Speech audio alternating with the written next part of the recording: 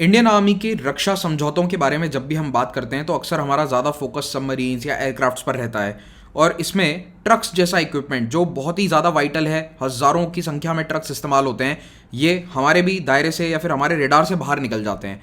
अब रेडार से बाहर निकलने का मतलब क्या है कि देखिए, यूपीएससी, सीडीएस या अन्य कोई भी एग्जाम हो, उसमें एयरक्राफ्ट या फिर रफेल जैसे नए टेक्नोलॉजी या फिर मान लीजिए सबमरीन्स पर सवाल पूछा जाएगा।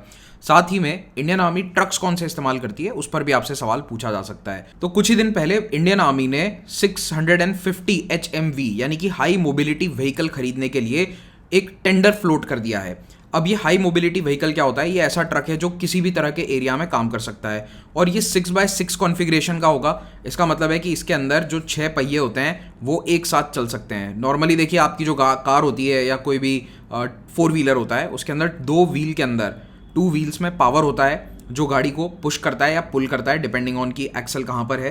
तो यहाँ पर 4x4 गाड़ियों का आपने नाम सुना होगा, जिसके अंदर चारों पहियों के अंदर पावर रहता है। जैसे कि आप महिंद्रा थार या कोई भी जीप का नाम देख सकते हैं, या कई सारी कार्स आती हैं 4x4, उनमें ये कैपेबिलिटी होती है। लेकिन कुछ हाई परफॉर्मेंस ट्रक्स होते हैं जिनके अंदर 6 पहियों के अंदर ये पावर जाता है और उन्हें कहा जाता है 6x6। तो आर्मी अब इस तरह के ट्रक्स को परचेस करना चाह रही है और साथ ही में उनमें MHC होगा, मटीरियल हैंडलिंग क्रेन। तो ये मटीरियल हैंडलिंग क्रेन का एक एग्जांपल आपको दिखाता हूँ। पीछे यहाँ पर एक छोटी सी क्रेन लगी हुई है जो कई प्रकार के मल्टीपर्पस काम कर सकती है। इनमें से एक काम है बोफोर्स तोप को इन ट्रक्स के पीछे लोड करके लेकर जाना। तो इसी उपकरण के बारे में हम ज़्यादा चर्चा करें उससे पहले आपको याद दिलाना चाहता हूँ कि पाथफाइंडर चैनल को सब्सक्राइब जरूर करें। जो मुझसे पहली बार जुड़ रहे हैं उनके लिए बता दूं कि आप मेरे टेलीग्राम चैनल पर भी जाकर मेरे लेक्चर्स के अपडेट्स प्राप्त कर सकते हैं। और अगर आप एक यूपीएससी एस्पिरेंट हैं तो देश का सबसे अफोर्डेबल यूपीएससी कोर्स उड़ान बैच हम यानी कि पाथफाइंडर की टीम आपके लिए लेकर आए हैं। इसमें आपको ये टीचर्स पढ़ाने वाले हैं जिनके लेक्चर्स आप डेली यूट्यूब पर देख सकते हैं। साथ ही इसमें आपको क्या मिलेगा? 900 आवर्स की लाइव क्लासेस, प्रीलिम्स और मेंस की test series, comprehensive course coverage, live answer writing और टॉपर्स के द्वारा गाइडेंस।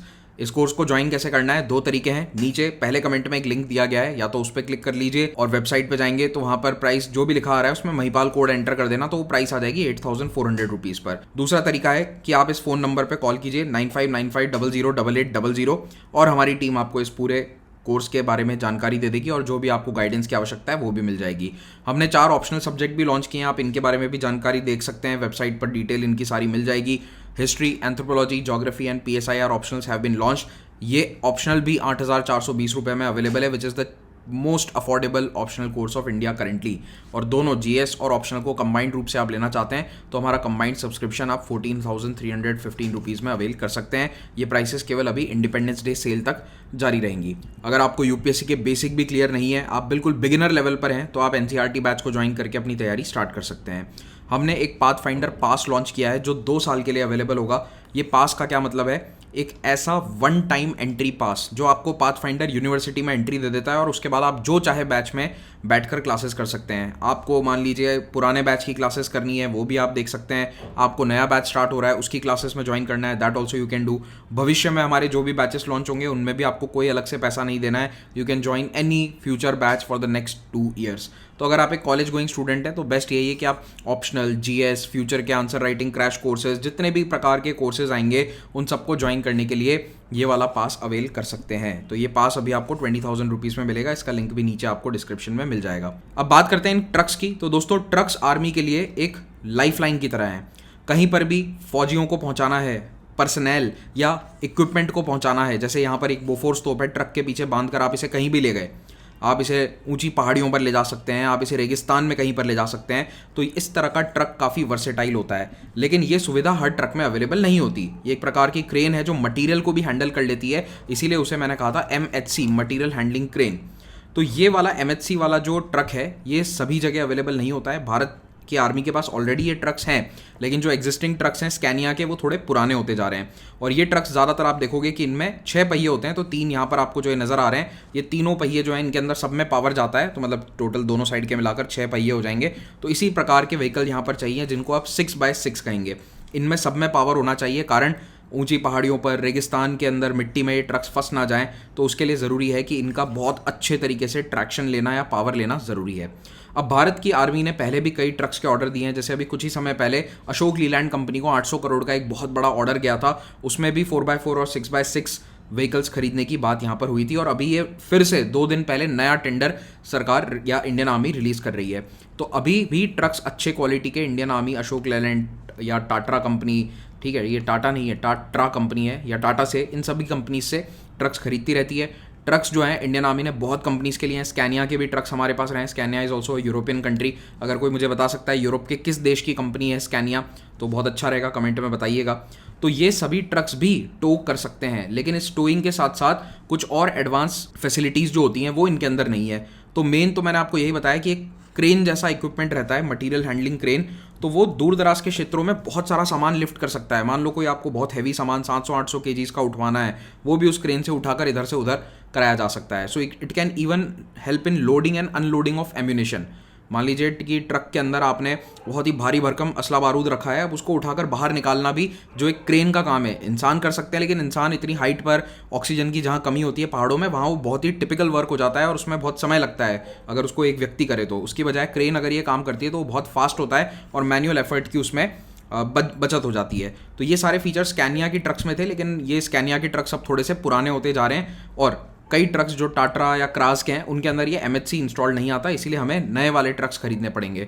तो ये सारी स्पेसिफिकेशंस हैं। अब इतनी स्पेसिफिकेशन हमारे काम की नहीं है, लेकिन जो इंडियन आर्मी ने इसकी डिटेल्स पब्लिकली जारी करी हैं कि ये हमें चाहिए, उसमें ये लिखा है कि एटलीस्ट 8000 किलोग्राम का पेलोड हैंडल करने की कैपेबिलिटी होनी चाहिए, यानी कि 8 टन की क्षमता वाले ट्रक्स इन्हें चाहिए, और ये मिनिमम 20 टन टो कर ले, यानी कि 20 टन की अगर बोफोर्स की तोप है तो उसको पीछे बांध कर ट्रक के पीछे कैरी किया जा सके।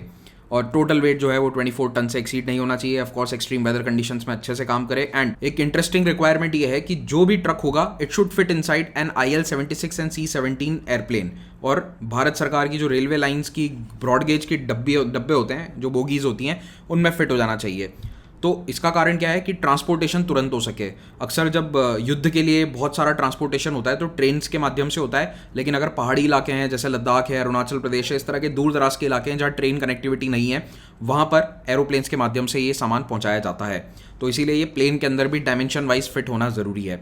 फिर उसके अलावा देखो बहुत सारे अन्य कैपेबिलिटीज़ उसकी डिमांड करी गई हैं। 15 साल व्हीकल चल जाए, कम से कम 1.5 लाख किलोमीटर चले, तो ये सब तो ठीक है।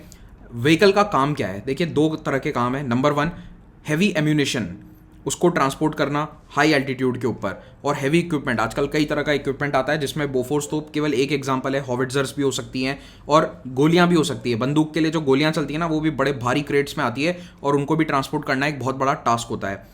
और अभी इंडियन आर्मी की रिक्वायरमेंट LAC के पास काफ़ी बढ़ गई है। जब से डोकलाम और उसके बाद गलवान क्लैशेस हुए हैं, तब से LAC पर तनाव काफ़ी बढ़ा हुआ है पिछले 3-4 सालों से। और अब पाकिस्तान वाला तो हमारे लिए पेरेनियल प्रॉब्लम है, तो पाकिस्तान बॉर्डर पे भी हमें हमेशा अपना जो अलर्टनेस लेवल है वो हाईएस्ट रखना पड़ता है। तो भारत सरकार अब लगातार अपना इंफ्रास्ट्रक्चर भी अपग्रेड कर रही है। बॉर्डर एरियाज़ में सड़कें बनाई जा रही हैं, और इन सड़कों पर अभी भी लेकिन बर्फ़बारी इतनी ज़्यादा होती है ऊंचे इलाकों में कि ये सड़कें काफ़ी जल्दी ख़राब हो जाती हैं, और इनके अंदर ऐसी ट्रक्स चाहिए जो ऑफ रोडिंग अच्छे से कर सकें।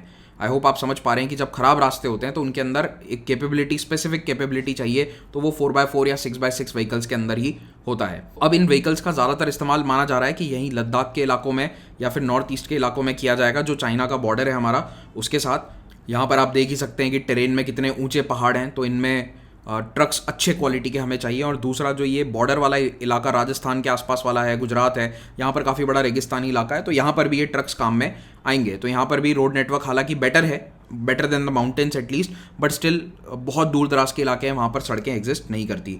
और गलवान वाली जो है वो अपने आप में एक बहुत रिमोट लोकेशन थी, तो वहाँ पर अभी भी इंडिया को 12 महीने में, यानी कि विंटर्स में खास करके साजो सामान पहुँचाने में काफ़ी दिक्कतों का सामना करना पड़ता है। चाइना को भी करना पड़ता है, हमें भी करना पड़ता है, और इसीलिए इस तरह का हैवी इक्विपमेंट हमें चाहिए। अब बात करते हैं इंडिया की डिफेंस परचेसेस की। तो रिसेंटली इंडियन गवर्नमेंट ने $8.5 बिलियन का मिलिट्री इक्विपमेंट का ऑर्डर प्लेस किया है, जिसमें ब्रह्मोस मिसाइल्स हैं, हेलीकॉप्टर्स हैं, इलेक्ट्रॉनिक वॉरफेयर सिस्टम्स हैं। रिसेंटली हमने फ्रांस के साथ भी नेवल इक्विपमेंट या सबमरीन्स की डील करी है, उस पर मैंने एक वीडियो भी बनाया था, आप देख सकते हैं। अगर हम बजट की बात करें तो भारत सरकार का जो 2023 का बजट था उसमें डिफेंस का आउटले था 5.94 लाख करोड़, ऑलमोस्ट 6 लाख करोड़ रुपए हमने डिफेंस के लिए रखे। लेकिन इसमें एक चिंताजनक आंकड़ा ये है, जो मैंने अपने बजट वीडियो के अंदर भी हाईलाइट किया था, कि इसमें कैपिटल एक्सपेंडिचर 1.62 लाख करोड़ का है। यानी कि 6 लाख करोड़ के आसपास अगर हम डिफेंस पर खर्च कर रहे हैं तो उसमें से केवल 1.5 लाख या 1.62 लाख करोड़ जो है वो साजो सामान खरीदने के लिए है। बाकी सारा पैसा ऑपरेशनल कॉस्ट, सैलरी, पेंशन, इन सब में जा रहा है। तो नए हथियार, नए एयरक्राफ्ट्स, नए सबमरीन्स, इसको खरीदने में जो पैसा है वो रिलेटिवली उसका रेशियो अभी कम है। और आने वाले सालों में सरकार चाहती है कि ये रेशियो बढ़ाया जाए, लेकिन ये तभी बढ़ाया जा सकता है जब सैलरीज और पेंशन्स का बिल कम होगा। दुनिया में जब भी सबसे ज़्यादा हथियार इंपोर्ट करने वाले देशों की सूची जारी होती है तो उसमें भारत हमेशा टॉप 5 या टॉप 6 में तो होता ही है। लगभग मोस्टली नंबर 1 पे सऊदी अरेबिया, कुवैत जैसा कोई ना कोई मिडिल ईस्टर्न कंट्री होता है, क्योंकि ये भी यूएस से बहुत सारा मिलिट्री इक्विपमेंट खरीदते हैं और इनका बिल हमारे से ज़्यादा बड़ा हो जाता है। But India is also in the top 3 और टॉप 5 मैनी टाइम्स। तो वैसे हम बहुत बड़े आर्म्स इंपोर्टर रहे हैं, लेकिन थोड़ा सा ड्रॉप हमने 2018 और 22 के बीच में देखा था। कुछ आंकड़े यहाँ पर देख लेते हैं। दुनिया में जितने भी हथियारों की डील है उसमें 11% हमारे देश में हो रही है, यानी कि टोटल मार्केट में, ग्लोबल मार्केट का 11% इंपोर्ट केवल भारत कर रहा है। और सरकार की कोशिश है कि मेक इन इंडिया के तहत इसको थोड़ा कम किया जाए, हम आत्मनिर्भर बने हथियारों के मामले में। लेकिन अभी फिलहाल अगले 2-4 साल ये होते हुए नज़र आ नहीं रहा है। और इसमें भी अगर आप रशिया का हिस्सा देखें तो ऑलमोस्ट 45% है। हालांकि ये कम होगा आने वाले टाइम पे, क्योंकि हमने ऑर्डर्स प्लेस कर दिए हैं यूएस और फ्रांस के साथ। बड़े बड़े ऑर्डर्स हैं, लेकिन जो पुराने ऑर्डर्स हैं वो जब सप्लाई होते हैं तो इसलिए वो रशिया का नंबर अभी कुछ समय के लिए तो ज़्यादा ही रहेगा, 45% के आसपास है। फ्रांस 29 पे आ चुका है। पहले सेकंड हाईएस्ट हमारी परचेज अमेरिका से होती थी, अब फ्रांस सेकंड नंबर पे और यूएस आ चुका है थर्ड पर। ओके, तो ये थोड़ा सा डेटा आप दिमाग में रखिए। ये 11% वाला डेटा आप याद रख सकते हो, इसको आंसर्स में भी आप यूज़ कर सकते हो। तो ये छोटा सा वीडियो था। अगर आपको अच्छा लगा हो तो इसे लाइक ज़रूर करें, कमेंट में अपना फीडबैक दें। समुद्र मंथन टेस्ट से आप जुड़ सकते हैं। अनअकैडमी के जो प्रीवियस टॉपर्स हैं उनके इंटरव्यूज़ और डिटेल्स आप हमारी वेबसाइट्स और यूट्यूब चैनल पर देख सकते हैं। पर्सपेक्टिव वीडियो को ज़रूर देखिए, 360 डिग्री पर्सपेक्टिव इसमें आपको मिलता है। और ये हमारे सोशल मीडिया हैंडल्स है, do join them. Thank you so much, have a great day.